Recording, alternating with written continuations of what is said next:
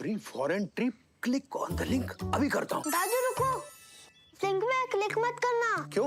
ये SMS scam है। Click करोगे तो आपके बैंक डिटेल्स होंगे चोरी। ओह, थैंक्स गप्पू, बचा लिया। ये ले तेरी समझदारी का फल। RBI कहता है स्मार्ट बनो, कूल रहो।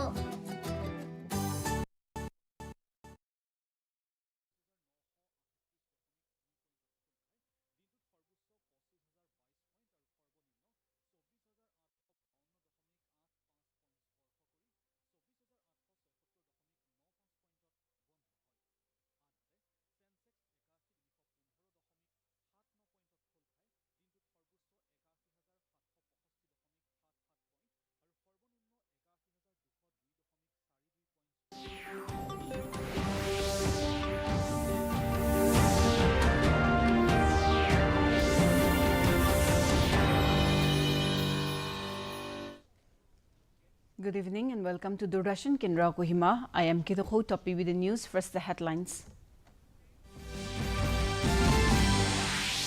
Union Minister Jitendra Singh says government aims Bharatiya Antariksha Station by 2035 and man on the moon by 2040. Centre to take strict action against companies involved in manufacturing of pesticides, fertilizers and seeds. Naga Students Federation stages sit-in protest called by Northeast students organizations on issue of illegal migrants in the region. And Nagaland team attends regional process lab on Adi Karma Yogi Abhiyan at Guwahati. Now the news in detail. Science and Technology Minister Dr. Jitendra Singh today reiterated the government's commitment to establish an operational Bharatiya Antariksha Station by 2035 and send an Indian crew mission to the moon by 2040. He said this mission will be accomplished prior to the target set to become Viksit Bharat by 2047. The minister said this while speaking during a special discussion in the Lok Sabha on India's first astronaut aboard the International Space Station, critical role of space program for Viksit Bharat by 2047. The minister lauded the achievement of astronaut Subhanshu Sukla's historic mission to the International Space Station. He said the whole country is feeling proud of the accomplishment made by the Indian Air Force Group Captain Subhanshu Sukla. Highlighting the works done by the government in the space sector in the last 11 years, the minister said under the leadership of Prime Minister Narendra Modi, several reforms have been taken for the space sector. He said the space sector has been opened up for the private sector, leading to the growth in innovation and research. He said several startups are working in the field of space sector. Mentioning the role of Department of Space and Technology during the Operation Sindoor, the minister said the technologies used during the operation also developed during the tenure of Modi's government. Dr. Singh pointed out that the space sector has played a critical role in the growth of the Indian economy. He also highlighted the research and innovations done in the space sector are playing an instrumental role in different sectors and making the lives of the people easier.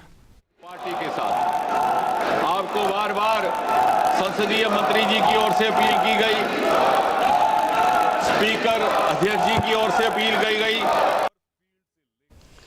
Union Agriculture and Farmers Welfare Minister Shivraj Singh Chauhan has said that strict action will be taken against those companies involved in manufacturing pesticides, fertilizers and seeds. Chauhan visited Madhya Pradesh to assess the damage caused to soyabean crops due to spraying of spurious chemical.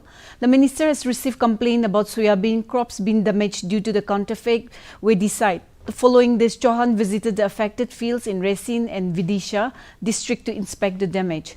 He said that a nationwide campaign will be launched against such companies. Acting on the minister's direction, the Indian Council of Agriculture Research has immediately constituted an inquiry committee. The committee is visiting the fields today to assess the extent of crop damage. The Northeast Students Organization yesterday announced simultaneous sit-in protests across the capitals of the northeastern states, pressing for immediate detection and deportation of illegal immigrants from the region. Responding to the call, the Naga Students Federation organized a sit-in protest at NSF Solidarity Park in Kohima today. Addressing the gathering, NSF President Madhaviri said that the issue of the inner line permit remains a serious concern, not just for Nagaland but the entire Northeast.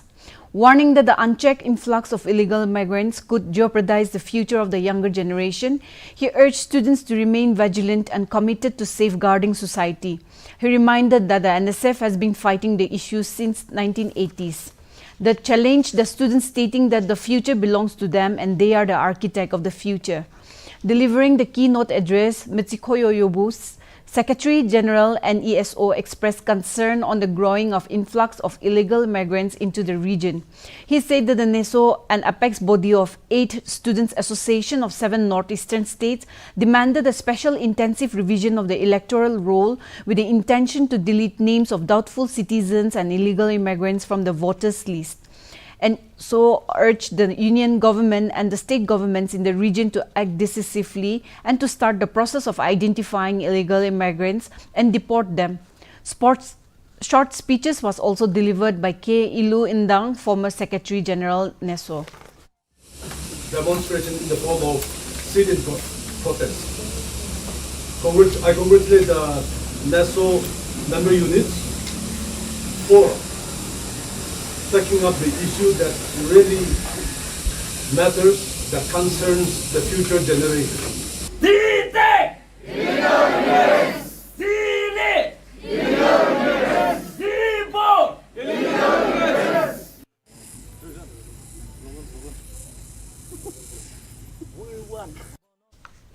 A 7-day-long regional process lab for Adi Karma Yogi Abhiyan was held at Guwahati from 11 to 17th August for the officers from the state of Sikkim, Assam, Mizoram and Nagaland. The lab brought together officials from various line departments. The regional process lab was designed to facilitate a collaborative and immersive learning experience for participants. The program aimed to equip state master trainers with necessary skills and knowledge to drive positive changes in their respective domains and contribute to overall development of tribal communities through bottom-up approach. The lab features a range of interactive sessions and presentations. Adi Kamarogi Abhiyan is a movement of the Ministry of Tribal Affairs aimed at building cadre of 2 million trained grassroots change leaders to deliver last-mile governance and development across 1 lakh plus tribal villages of the country. Union Coal Mine Minister G. Kishan Reddy has appealed to construction firms to use only indigenous material in the construction sector in view of the changes taking place across the world. Participating in the Hyderabad Property Show 2025, organized by the Confederation of Real Estate Developers Association of India, the minister said that the construction sector will be blooming in Hyderabad and the construction firm should work in the tune with the interests of consumers. He assured all necessary for the construction sector. However, the builders should not compromise on the quality of the construction of houses. Reddy said Hyderabad is moving forward speedily in the IT and pharma sector besides the construction sector. The centre has been encouraging the state in providing infrastructure for laying national highways. Reddy said Warangal city is getting an airport and the government is going to transform the defence airport into a public airport in Adilabad. He also said that the MMTS trains are going to change into AC trains. Stating that the metro project is pending due to technical reasons, the minister said it will also be completed soon. Now let us take a short commercial break. बिजली का bill, किराना, school fees सब हो गया। बन गया budget? हाँ, 5,000 बच गए। तो नई साड़ी ले ले? ना, पिछले महीने तो ली थी। एक और? नहीं, पहले बजट बनाओ, फिर छोटी-छोटी बचत को बैंक में सेव करो और पैसों को बढ़ते देखो। बढ़िया। जाओ भाई। आरबीआई कहता है वित्तीय समझदारी समृद्ध नारी। Welcome back. Prime Minister Narendra Modi met Thiru C.P. Radhakrishnan and conveyed his best wishes on being NDA's vice presidential candidate. Modi said that his long years of public service and experience across domains will greatly enrich our nation. Meanwhile, Shiv Sena leader Sanjay Raut today said that his party welcomes with an open mind the candidacy of Maharashtra Governor C.P. Radhakrishnan for the post of Vice President. National President of Janata Dal and Bihar Chief Minister Nitish Kumar has also welcomed the decision to nominate Maharashtra Governor C.P. Radhakrishnan as the NDA's candidate for the post of Vice President. Kumar said JDU will support Radhakrishnan in the election. Nitish Kumar extended his best wishes to the NDA candidate. and empowering the marginalized. He has done extensive work at the grassroots in Tamil Nadu. I'm glad that the NDA family has decided to nominate him as the vice presidential candidate of our alliance. Unquote. Lok Sabha has been adjourned for the day following opposition parties' uproar over various issues. When the House reassembled at 2 p.m. after the second adjournment, Lok Sabha Speaker Om Birla congratulated astronaut and Group Captain of India Air Force Subhanshu Shukla on behalf of the entire House. Earlier, when the lower house assembled after the first adjournment at 12 noon, Commerce and Industry Minister Piyush Goyal introduced the Jan Vishwas Bill 2025. The bill intends to amend certain enactments for decriminalizing and rationalizing offences to further enhance trust-based governance for ease of living and doing business. In the morning, when the House assembled at 11 a.m., the opposition parties started a protest demanding discussion on the issue of special intensive revision. हमारा जो उपलब्धि है उसके ऊपर तो आप कम से कम इसमें पॉजिटिविटी दिखाना चाहिए. Electronics and IT Minister Ashwini Vaishnaw today said India is intensifying its effort to become a product-driven nation with a key focus on developing chipsets based on Indian intellectual property. Sharing an article of a national daily on social media, the minister highlighted the country's ongoing semiconductor mission, particularly the Design Link Incentives Scheme, which aims to support startups engage in chip innovation and design. The article shows the story of startups which have developed secure IoT chipsets. The startup is backed up by DLI scheme and the expertise of the Indian Institute of Technology, Madras. Ministry of Railway today announced a milestone in green energy innovation with the commissioning of India's first removable solar panel system installed between railway tracks at Banaras Locomotive Works, Varanasi. In a social media post, the ministry said that Indian Railway marks a historic first. Banaras Locomotive Works, Varanasi commissioned India's first 70 meters removable solar panel system between railway tracks, a step towards green and sustainable rail transport. The system is designed to be removable, allowing for flexibility and maintenance. This project, inaugurated on August 15, is a pilot project aimed at exploring the potential of generating electricity from solar panel installed between the tracks. Let us look at the weather reports of the district headquarters of Nagaland.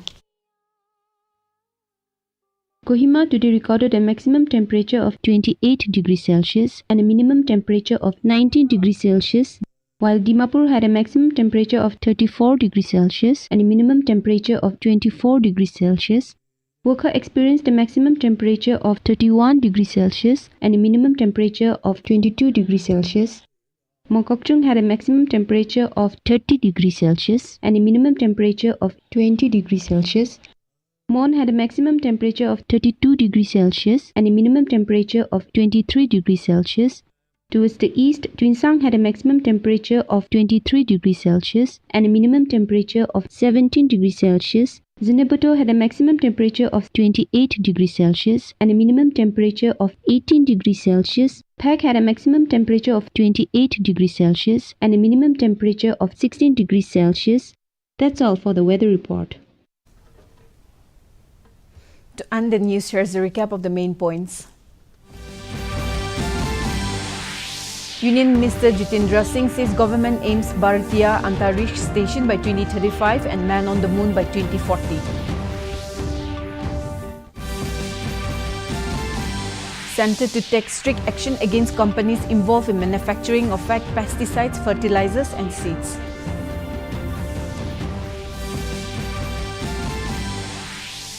Naga Students Federation stages sit-in protest called by Northeastern Students Organisation on issue of illegal immigrants in the region.